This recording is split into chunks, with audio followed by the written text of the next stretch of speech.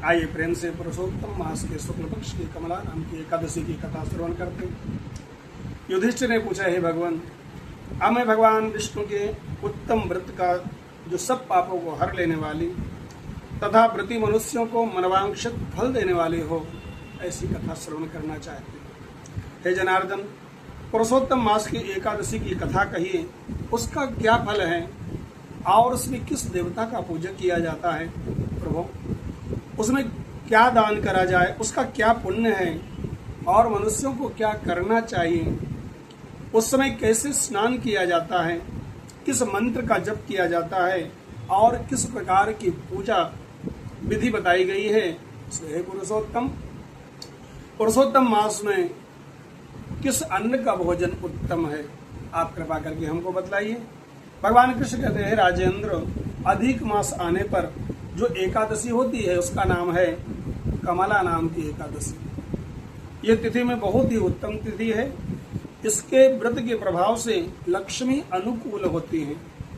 उस दिन ब्रह्म मुहूर्त में उठकर भगवान पुरुषोत्तम का स्मरण करें और विधि पूर्वक स्नान करके व्रती पुरुष व्रत का नियम धारण करें। घर पर जप करने का 1 गुना, नदी के तट पर 2 गुना, गौशाला में 1000 गुना और अग्निहोत्र के 1100 गुना और भगवान महादेव के क्षेत्रों में, तीर्थों में, देवताओं के निकट और तुलसी के समीप 1,00,000 गुना और भगवान विष्णु के पास जप करने से अनंत गुना फल प्राप्त होता है। अवंतीपुरी में शिवशर्मा नामक एक श्रेष्ठ ब्राह्मण रहते थे। उनके 5 पुत्र थे। उनमें से जो सबसे छोटा था वह पापाचारी हो गया, इसलिए पिता और स्वजनों ने उसको घर से त्याग दिया। अपने बुरे कर्मों के कारण निर्वासित होकर वह बहुत दूर वन में चला गया। दैवी योग से एक दिन वह तीर्थराज प्रयाग जा पहुंचा। भूख से दुर्बल शरीर और दीन मुख लिए हुए त्रिवेणी में स्नान किया।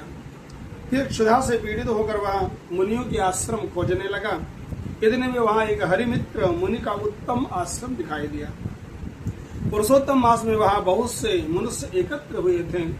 आश्रम पर पापनाशक कथा कहने वाले ब्राह्मणों के मुख से उसने श्रद्धा पूर्वक कमला एकादशी का पुण्यमयी तथा भोग और मोक्ष प्रदान करने वाली है।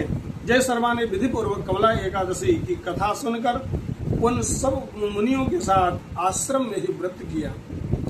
जब आधी रात बीती तो भगवती लक्ष्मी उनके पास आकर बोले, हे ब्राह्मण, इस समय कमला एकादशी के व्रत के प्रभाव से मैं तुम पर बहुत प्रसन्न हूँ और देवाधिदेव श्री हरि की आज्ञा पाकर वैकुंठ से आई हूँ। मैं तुम्हें वर दूंगी। ब्राह्मण ने कहा, हे माँ लक्ष्मी, यदि आप मुझ पर प्रसन्न हैं तो वो व्रत बताइए जिसकी कथा वार्ता से साधु ब्राह्मण सदैव संलग्न रहते हैं। तो लक्ष्मी जी ने कहा, हे ब्राह्मण, एकादशी का व्रत का महात्म श्रोताओं के सुनने योग्य सर्वोत्तम विषय है। यह पवित्र वस्तुओं में सबसे उत्तम है। इससे दुख स्वप्न का नाश और पुण्य की प्राप्ति होती है। अतः प्रयत्न करके कथा का श्रवण करना चाहिए।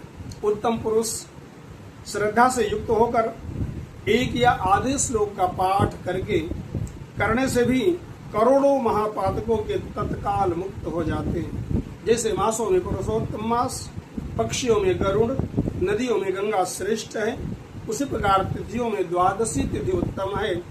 समस्त देवता आज भी एकादशी व्रत के लाभ से भारतवर्ष में जन्म लेने की इच्छा रखते हैं।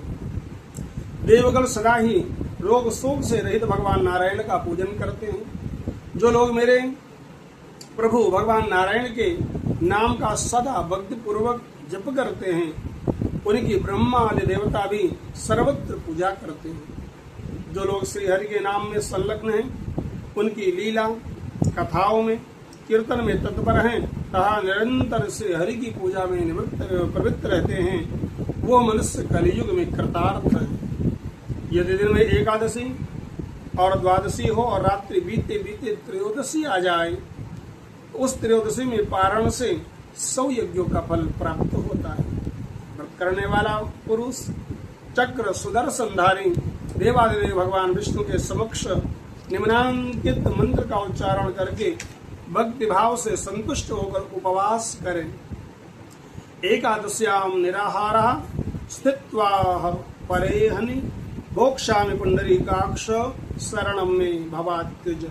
हे कमलनयन, हे भगवान अच्युत, मैं एकादशों को निराहार रहकर दूसरे दिन भोजन करूंगा, आप मुझे शरण दें। उसके बाद व्रत करने वाला मनुष्य मन और इंद्रियों को बस में करके गीत, वाद्य, नृत्य, पुराण पाठ आदि के द्वारा रात्रि में भगवान के सामने जागरण करें। फिर द्वादशी के दिन उठकर स्नान के पश्चात जितेंद्रिय भाव से विधि पूर्वक भगवान श्री विष्णु की पूजा करें। एकादशी को पंचामृत से जनार्दन को नहलाकर, द्वादशी को केवल दूध से स्नान करके श्री हरि का सायुज्य प्राप्त होता है। पूजा करके भगवान से प्रार्थना करें। अज्ञानतिमिरान्धस्य व्रतेनानेन केशव प्रसीद सुमुखो भूत्वा ज्ञान दृष्टि प्रदो भव। हे केशव, मैं अज्ञान रूपी रतौंधी से अंधा हो रहा हूँ, आप इस व्रत से प्रसन्न हो और प्रसन्न होकर मुझे ज्ञान दृष्टि प्रदान करें।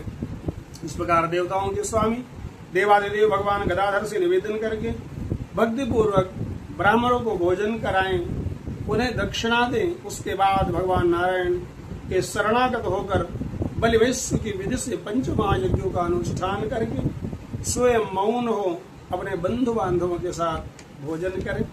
इस प्रकार जो शुद्ध भाव से पुण्यमयी एकादशी का व्रत करता है, वह पुनरावृत्ति से रहित वैकुंठ को प्राप्त होता है। भगवान श्री कृष्ण कहते हैं, राजन, ऐसा कहकर महालक्ष्मी उस ब्राह्मण को वरदान देकर वहां से अंतर ध्यान हो गई।